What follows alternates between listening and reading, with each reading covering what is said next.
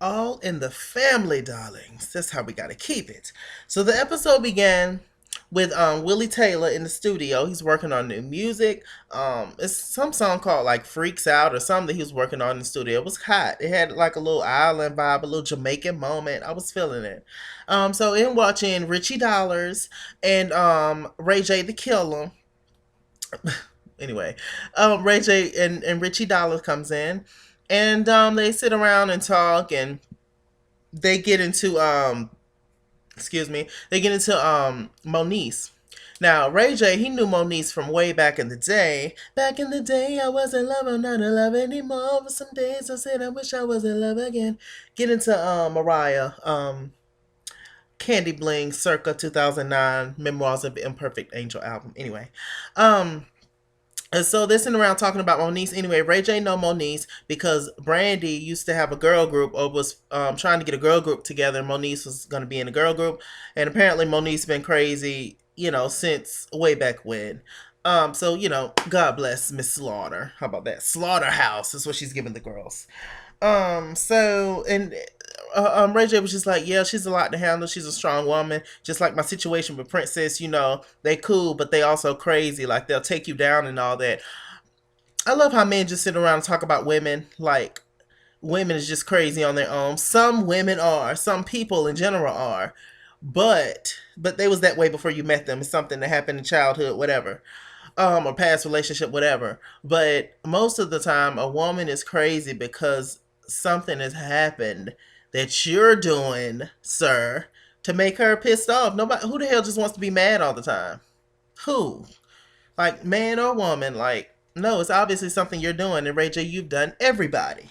So Moniece, she's swinging with Cameron. She's finally decided, oops, I got a son child. So she with Cam. And he's such a cute little boy. I actually heard him talk this time. He was like, that's my thing. They were swinging. I don't know. He was talking about something. So he's adorable. And here come Fizz, baby daddy Fizz. And they come and sit down, and Fizz discussed it with Moniece. He was like, look, I want to meet Richie Dollars. I want to know what he's about. I've, heard about a lot of things about him on the internet, and I want to see if it's true. I really want to know what's going on, guys, with him. And Moniece was like, well, I actually agree with you. And, we can get together and have a collaboration moment and make that happen. All right. So Milan and Miles, they meet up. Miles, he finally got in touch with Milan. Milan been with me this whole time. Yes, my God, he has.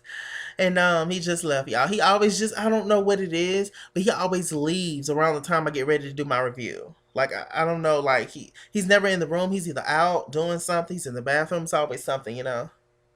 So they sit down and talk on the beach, and Miles explains to him where he's been and what he's been doing. And he says that he talked to Amber. He had a whole therapy session. Milan was like, well, why wasn't I there? Why wasn't you at the therapy session with him? They ain't none of your business. Like, like Miles said, he was like, you know who I was beforehand. You still decided to deal with me. So there you go. And Milan was like, oh, I would have been there for you. You should have told me that or whatever. And you wouldn't have, Milan. You wasn't there at all. Because you was being, stubborn, and you didn't answer his phone calls. You threw his shit outside. Like, we all saw what was going down, unless you know something we don't know, which is usually the case on these reality shows. I mean, they don't show everything. So, apparently Milan was like, you was not answering my phone calls. And just like I wasn't answering yours, so it was working both ways, but whatever. But anyway, to sum it all up, Miles is just like, look, I told my sisters and all that, and they want you to meet um they want to meet you, Milan. Miles said that to Milan. They want to meet you. And Milan was just like, oh my gosh, I'm meeting the family and this and that. And they saw all in love. But apparently they're all broken up. I'm sure y'all saw the Breakfast Club interview with Miles. It was a really good interview. Miles is very likable. He's a cool dude. But apparently Milan is a little jealous because a lot of this season was just about Miles and Amber and not more so about him and all that. So, I kind of believe that. I can see that happening. All right, so Fizz meet up with Nikki. Fizz is apparently got this new song coming out called "Not Gonna Sell," and he's meeting up with Nikki, and he wanted Nikki to be his video girl so he can rub oil on her big plastic booty and all that. But anyway, Fizz noticed out the corner of his eye he spies out his cat eye. He spies Shonda, which is Willie's wife, up there twerking for quarters. Wasn't nobody in the damn club. Nikki owns a strip club, I guess, and Shonda ended up being one of the girls for a strip club, and so yeah, she was rich. I'm telling you, since last she was ready to get up back on that pole since day one that we saw Shonda. She was like, God damn it, Willie better have this light bill on time. I'm like, God damn it, I'm going back to that pole. And she did that. She did that. She's a woman that keeps her word. I like that. So moving on from that, they just tripping. It's just like, wow, that's crazy.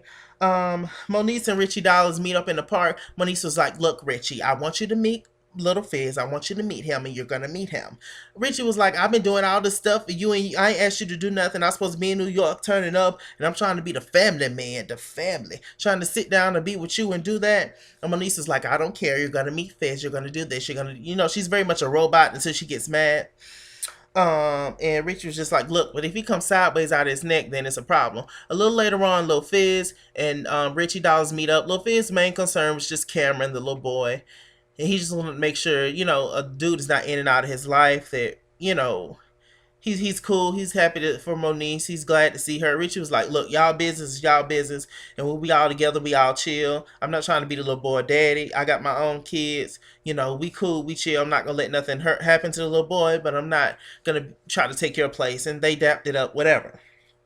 All right. So, Shonda and Willie go on a double date with the dumb couple, which is Nikki and Lil Fizz. And, they sit down and talk, and Nikki was like, yeah, I'm so excited. I can't wait to see your music or whatever, because his manager Screwface set up a little performance for Willie, and at a club. I guess it was Nikki's strip club, I guess.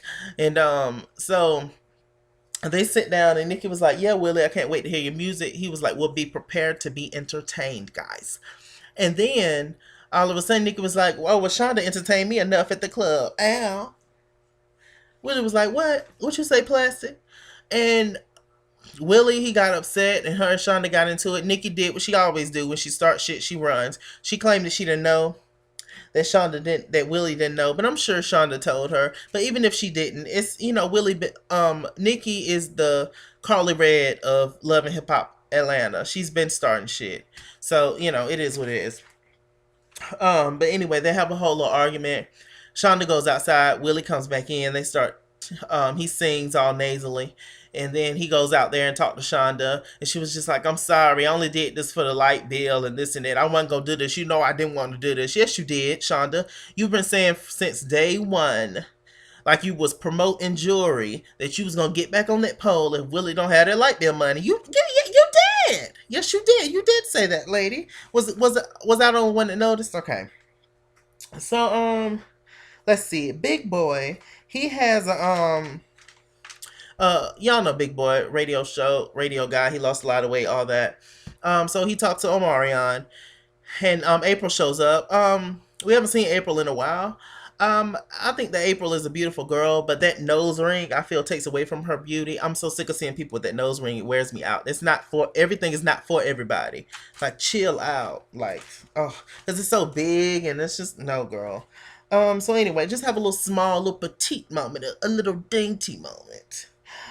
So they're at the radio station. Apparently Omarion set this kind of record that Mariah Carey, the Queen, originally set. Was he had the longest running single within a gap. I don't know what the hell that means, but okay, you'll never break another Mariah record, by the way, ever.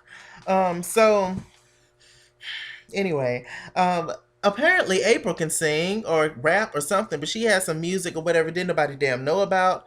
And so Big Boy started asking her questions about her music. She was like, yeah, I'll be back up here to promote my stuff and all this. And in the meantime, Omarion's not saying anything. So they get back into the car, and Omarion is just like, he's just chilling, listening, supposed to be. And April's just like, she want to hear, I hate you so much right now, Khalees. And there's just like, she was just like, yeah, I just don't want to. Basically, what I summed up was what I got from it was that she just don't want to be his baby mama, because Omari ain't gonna marry her. Um, she's just like, I don't want to be the baby mama. I have my own music. I'm supporting you. I had your baby. I'm doing this and that. I'm raising a child. He was just like, you need to sharpen up your chops. You need to be humming around the house, vocal warm ups. You need to be doing your thing. And I'm just like, sir, when does she have time being a full time mama? Like when you out on the road dipping it and doing it, ain't she raising a baby? Or is y'all all together? And but you still ain't got time really. It's still mainly her, I would think. So that he was kind of yelling at her and stuff and kind of making her feel bad. It was like, oh, it's all on you. But she just wants to make sure that he supports her the same way that she supports him. Will he? I don't know. Hopefully he will. He seems like a decent guy, but you never know. These dudes, whatever, they just want all the fame, don't they? All right. Let's see. Is that it, everybody? I think that's it, ladies and gents. All right. So anyway, we get to the final scene where it's Hazel and it's Miss Nikki Baby and this Princess. Y'all know that they collaborating with Princess because Princess has this panty lingerie line, and Nikki and Tiara had this whole show, but Tiara decided that she needed lipo, and right before the show. And so she got, she's bedridden. She's sore. She stitched up boots, like a mommy. And Nikki, Hazel, and Princess decided to just go ahead and have this fitting. They also decided to bring Milan Christopher in on the ride.